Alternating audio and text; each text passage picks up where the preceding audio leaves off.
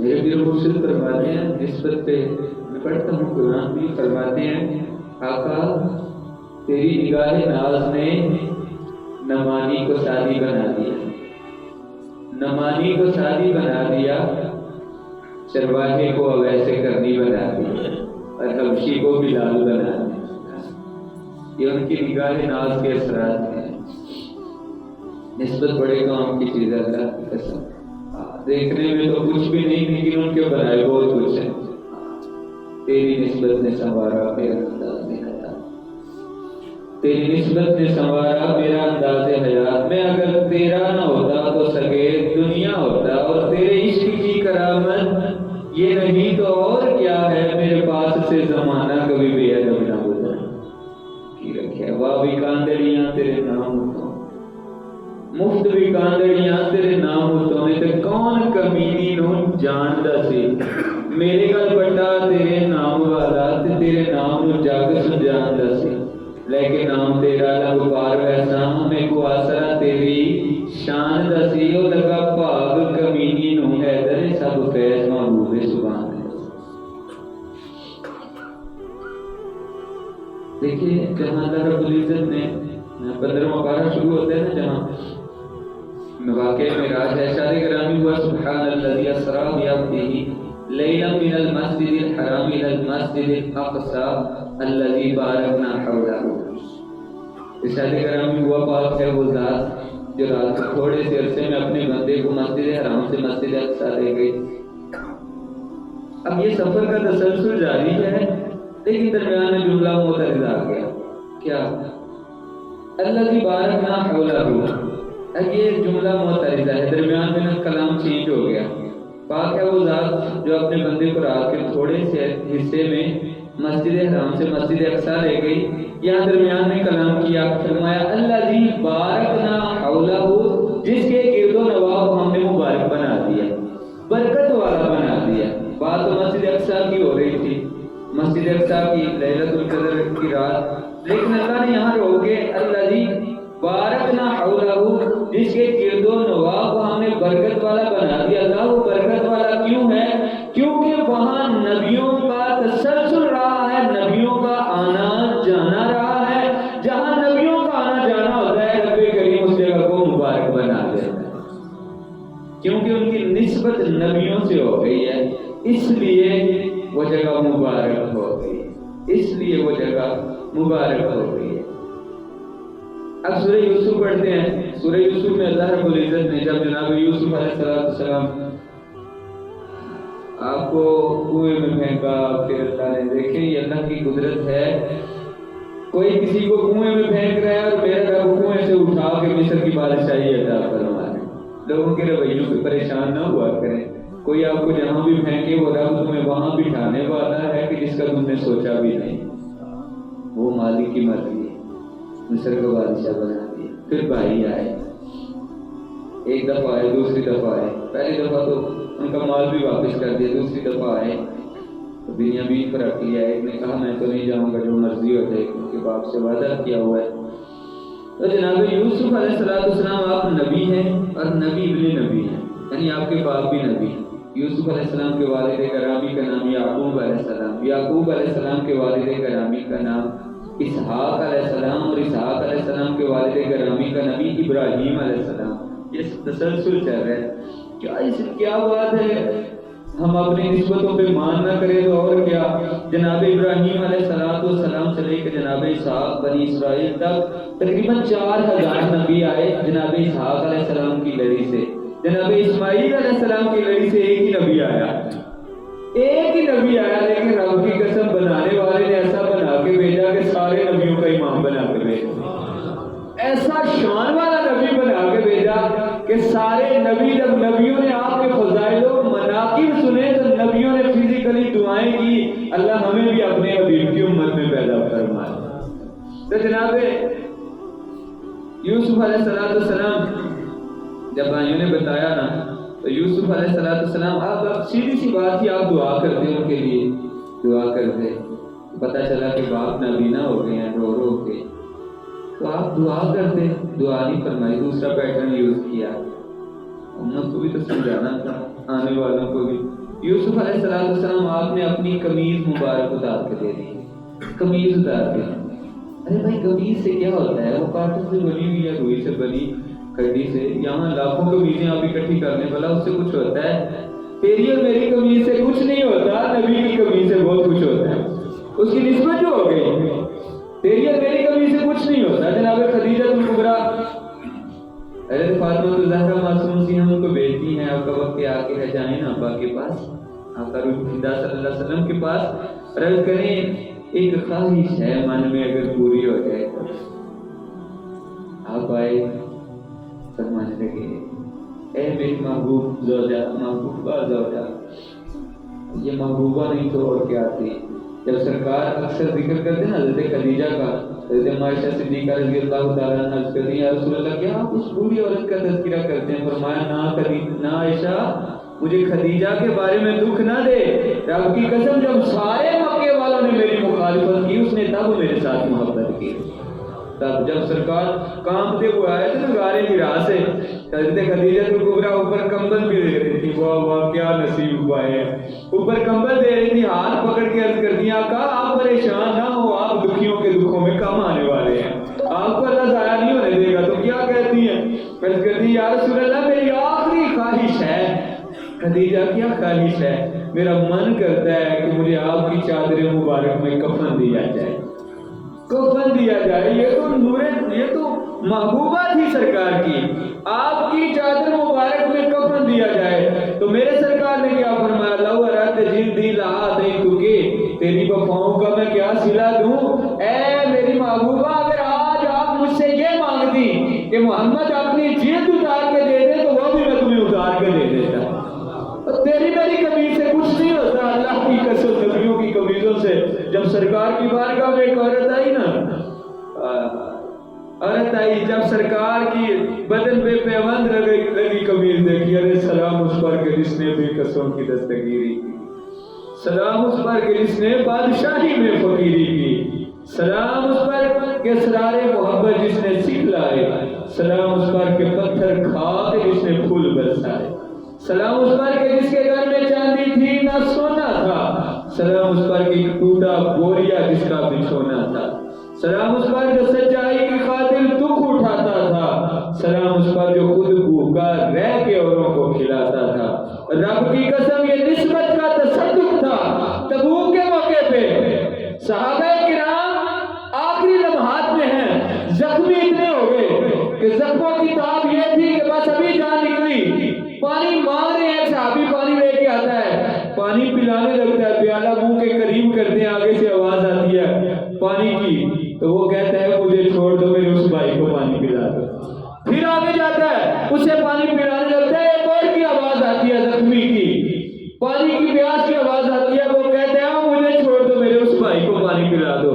یہ نسبت کا تصدق نہیں تھا تو اور کیا تھا. جب وہ وہاں تک پہنچتا ہے وہ شہید ہو جاتا ہے, واپس پلٹتا ہے وہ بھی ہو جاتا ہے, واپس پلٹتا ہے تو وہ بھی شہید ہو جاتا ہے. یہ تھا جنہوں نے نسبت کا پاس کیا تھا. ہماری طرح کی نسبت نہیں تھی, یہ تھے جنہوں نے نسبت کا پاس کیا تھا. میرے سرکار نے پیوند لگی قمیض پہنی ہوئی ہے, ہمارے پاس ہماری شیپ میں اتنے سوٹ ہیں کہ میں کسی سے پوچھوں گا تو کتنے ہیں, وہ کہے گا جی کاؤنٹ نہیں ہے, تھوڑی دیر ٹھہر جائیں میں کاؤنٹ کر کے بتاتا ہوں. ہماری جوتے اتنے بڑے ہیں کہ جن کا شمار نہیں, اور جب پوچھو تو کہتے ہیں نہیں جی بڑی اوکھی گزر بسر ہو رہی ہے جی, بس کیا بتاؤں جی. بھائی کی مدد کرنے کو کہیں جی کچھ بھی نہیں ہے, پاس ہے ہی کچھ نہیں, کیا کریں جی, بڑی اوکھی. لیکن قربان جاؤں آقا روح الہدیٰ صلی اللہ علیہ وسلم کی زندگی پہ. آپ نے پیوند لگی قمیض پہنی ہوئی ہے, ایک عورت آتی ہے آگے کہتی ہے یا رسول اللہ اگر آپ مجھے اجازت دیں تو میں آپ کے لیے قمیض نہ سی کے لاؤں. تحفہ کسے دینے کے لیے تیاری کر رہے ہیں, تحفہ کسے دے رہے, قمیض نہ سی کے لاؤں. سرکار نے فرمایا اچھا چلیں ٹھیک ہے, تحفہ دینا سنت ہے اور لینا بھی سنت ہے. آپ نے فرمایا ٹھیک ہے. جب عورت گئی نا, صاف ظاہر ہے تحفہ کس کو دینا تھا, اس نے, اس عورت کے تو نصیب جا کے انہیں ریجن اور قمیض سی تھی. پھر سرکار واسطے لے کے آئی نا سرکار کی بارگاہ میں, تو پیش کر کے کھڑی ہو گئی. اب وہ تو من کی باتیں بھی جانتے ہیں, وہ تو دل کی باتیں بھی جانتے. میرے سرکار نماز پڑھا رہے تھے, بخاری شریف کی حدیث پاک ہے, نماز پڑھا رہے تھے, مصلی پہ کھڑے تھے, ارشاد گرامی ہوا بعد میں فرمایا واللہ ما یخفى علی رکوعکم ولا خشوعکم انی لا اراکم من وراء ظہری.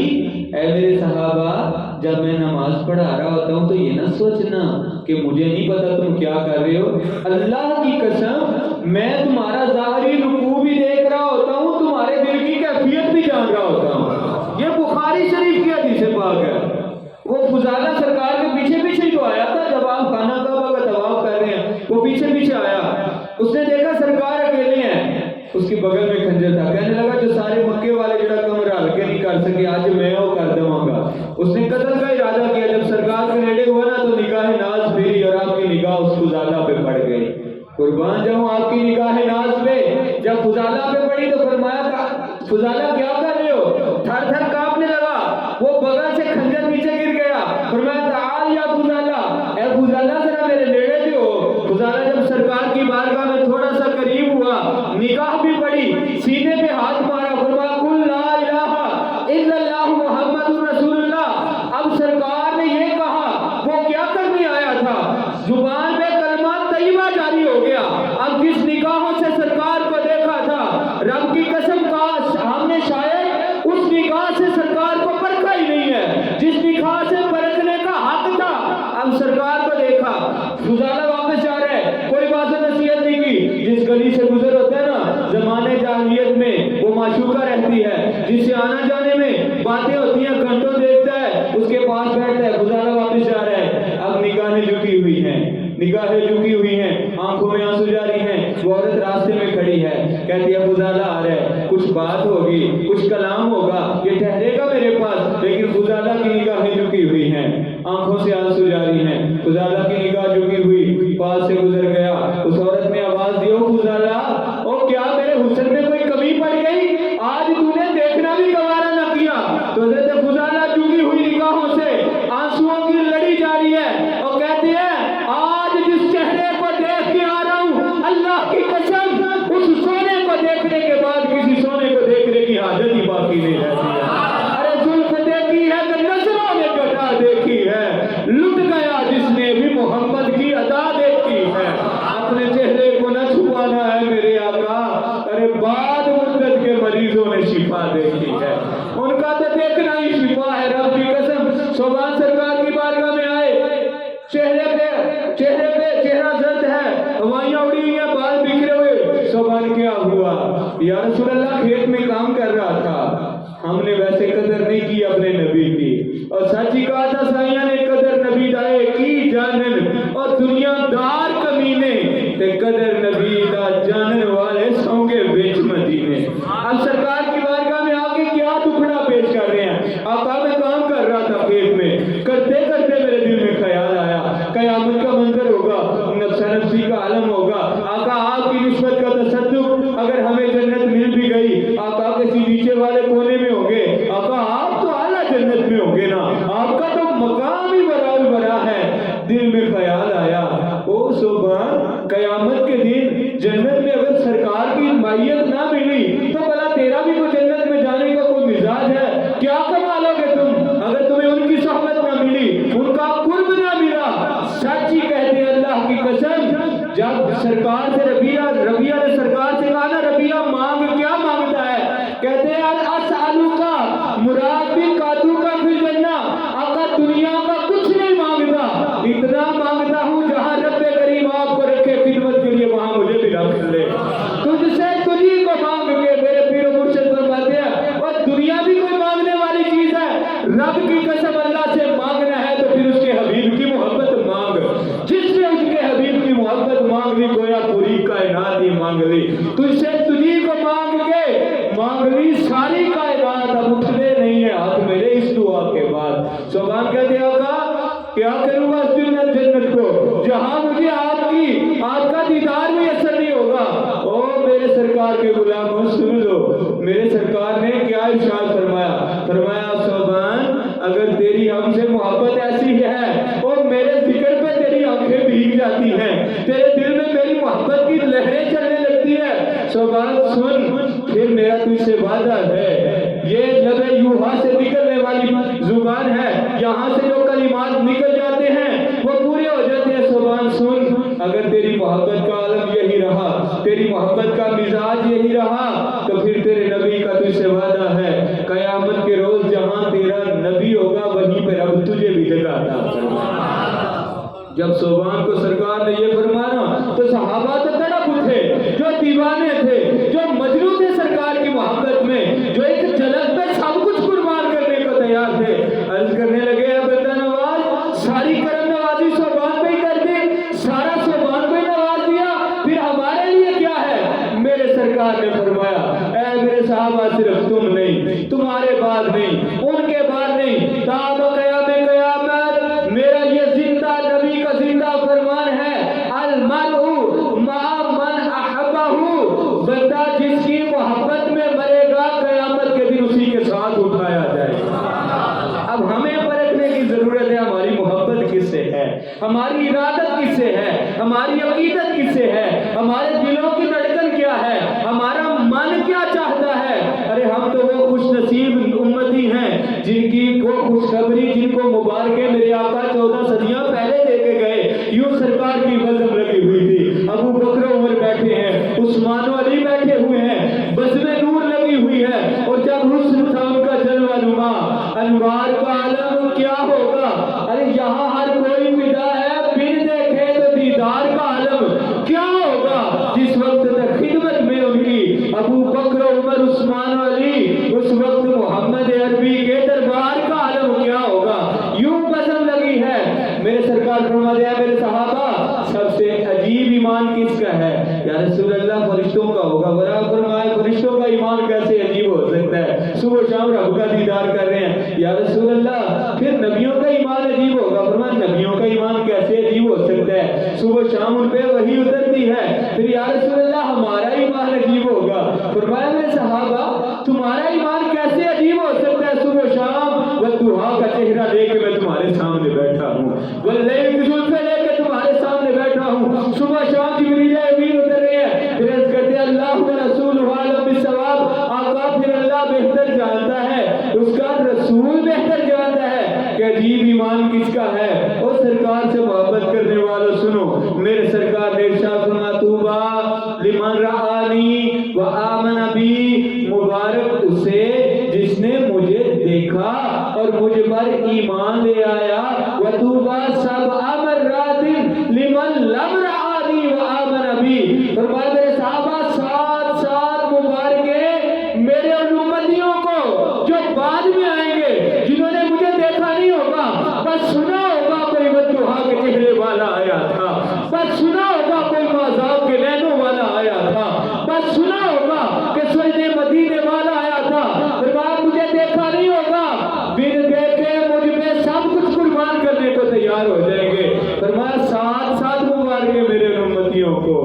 ارے مبارک ہو تمہیں، تم 14 صدیاں بعد آئے پھر بھی اللہ نے تمہیں اپنے حبیب کی محبت سے نوازا. وہ میرے پیروں مرشد فرماتے اللہ کا ذکر تو ہے ہی بلند، اللہ کا ذکر تو ہے ہی بلند، کرنا ہے تو اس کے حبیب کا ذکر بلند کر. جس نے بھی اس کے حبیب کے ذکر کو بلند کیا میرے رب نے اسے دونوں جہانوں میں سر بلند کیا، دونوں جہانوں میں سر بلند کیا. تو سرکار کی بارگاہ میں وہ آئی، قمیض لے کے آئی، سرکار کو پیش کی. میرے سرکار نے دیکھا کہ وہ عورت کھڑی ہوئی ہے. میرے سرکار نے فرمایا اچھا ہوں تو یہ چاہ رہی ہوئیں گی کہ تینوں قمیض پا کے بھی بکھاوا پاک کھاوا کرے. جی یا رسول اللہ تو یہ من کی بات تھی جو میرے سرکار جانتے تھے، سرکار جانتے تھے. سرکار اپنے حجرے مبارک میں گئے، وہ قمیض پہنی. قمیض پہن کے جب باہر آئے نا، صحابہ کا انداز اللہ کی قسم تعریف کرنے کا کیا تھا. سرکار نے یمنی چادر اوڑھی، اما عائشہ صدیقہ رضی اللہ تعالیٰ عنہ کے پاس آئے. فرماتے ہیں عائشہ میں کیسا لگ رہا ہوں، میں کیسا لگ رہا ہوں. اماں جی عرض کرتے ہیں یا رسول اللہ آپ کے چہرے کے حسن نے چادر کو سونا بنا. یہ نہیں کہا چادر نے، نہ سرکار آپ کے چہرے کے حسن نے چادر کو سونا بنا دیا. جب اماں جی کپڑے دھوتی نا سرکار کے، مدینے کی گلیوں میں رش لگ جاتا دروازے پہ، بھائی کیوں آئے ہو؟ اماں جی برتن لے کے آئے ہیں. کیا کرنا ہے؟ اماں جی جو لباس سرکار کا دھویا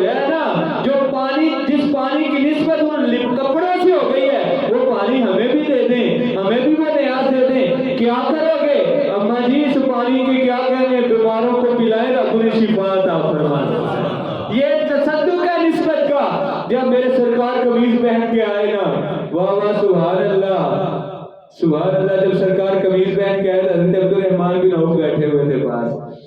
صحابہ جو سارے تو امیر بن گیا. اللہ دولت دے تو دولت عثمانی دے، اللہ دولت قارون سے محفوظ ہی رکھے، ایسی دولت کا کیا کرنا. تو حضرت عبد الرحمن بن عوف بیٹھے تھے، قریب آ کے نا سرکار کے، واہ یا رسول اللہ یہ قمیض یہاں سے کیسی خوبصورت بنی ہوئی ہے، یہاں سے کیسی خوبصورت، کبھی دائیں آتے ہیں کبھی بائیں. واہ واہ دلوں کا راز جاننے والا وہ نبی. فرمایا عبد الرحمن تیرا کی دل کرتا لا کے تینوں دے چھڑا، لا کے تینوں دے چھڑا. جی یا رسول اللہ کرم نوازی ہو جائے تو کیا کہنے. فرمایا وہ چاہتی تھی کہ میں قمیض پہنوں سو وہ خوش ہو گئی، اب تو چاہتا ہے تجھے دے دوں. سرکار حجرے میں گئے قمیض اتار کے عبد الرحمن کا دے، جا تو لے جا، جا تو لے جا، جا تو لے جا. عبد الرحمن بن عوف جب نکلے نا باہر، صحابہ نے پڑھ لیا یارہ نے، اوے عبد الرحمن او خدا دا خوف کر، تو کو ماڑا بندہ ہے تگڑا بندہ ہے، تے جے سرکار نے قمیض پہنی سی تے تو وہ بھی مانگ لئیے، تو وہ بھی مانگ لئیے. حضرت عبد الرحمن کو جب یوں باتیں کی نا پہلے خاموش سے پھر چھم چھم رون لگ پے. فرمایا تمہیں کیا لگتا ہے یہ قمیض کسی شادی یا ولیمے پہ پہنوں گا؟ نا نا، یہ قمیض میں نے کسی شادی کے فنکشن کے لیے نہیں مانگی، یہ قمیض اس لیے مانگی ہے اپنے بچوں کو نصیحت کر کے جاؤں گا جب میں مروں نا تو مجھے کفن پہنانے سے پہلے یہ قمیض پہنا دینا. جب یہ قمیض پہن کے اللہ کی بارگاہ میں پیش ہوگا، اللہ کی قسم میرا دل کہتا ہے اس قمیض کے صدقے اللہ میری مغفرت فرما دے. اور قمیض میں فرق ہوتا ہے. اللہ قرآن میں کہتا ہے جناب یوسف علیہ السلام دعا کرتے، وہاں پہ دعا کرتے، حضرت یوسف یعقوب علیہ السلام کی بینائی لوٹ آتی نہیں، اپنی قمیض اتار کے دے دی، قمیض اتار کے دے دی. فرمایا یہ میری قمیض لے جاؤ، یہ میری قمیض لے جاؤ، میرے باپ کی آنکھوں پہ رکھنا، میرے باپ کی آنکھوں پہ رکھنا، رب نے بینائی عطا فرما دے گا. اس کی نسبت نبی کے ساتھ ہو گئی ہے. اور پھر اللہ نے، یہ سورہ یوسف بھی بڑی پیاری صورت ہے، کبھی پڑھ کے دیکھیے گا. کیا یہ اللہ کہتے ہیں احسن القصص ہے. جب یوسف علیہ السلام کی قمیض لے کے جا رہے تھے نا ان کے گھر کی طرف، تو 40 سال ہو گئے تھے جناب یوسف علیہ السلام کو بچھڑے ہوئے. تو باپ کیا کہتا ہے وہاں؟ باپ کہتا ہے آج مجھے اپنے پتر یوسف دی خوشبو آتے. کہتے ہیں ابا باقی تو لگتا سٹے آ گیا، 40 سالوں بعد بھی تینوں یوسف کی خوشبو آ رہی ہے. 40 سالوں کے بعد بھی تجھے یہاں ولما فاصلت العیر قال ابوہم انی لاجد ریح یوسف لولا ان تفندون. جے تسی مینوں پاگل دیوانہ نہ کہو تے اج مینوں اپنے پتر یوسف کی خوشبو آ رہی ہے. تو کہتے ابا تو باقی جاتا ہی رہا، بینائی بھی جاتی رہی ہے، لگتا ویسے ہی جاتا رہے. پھر وہ ویلا آ گیا، فلما جاء البشیر والقاه علی وجهه فارتد بصیرا.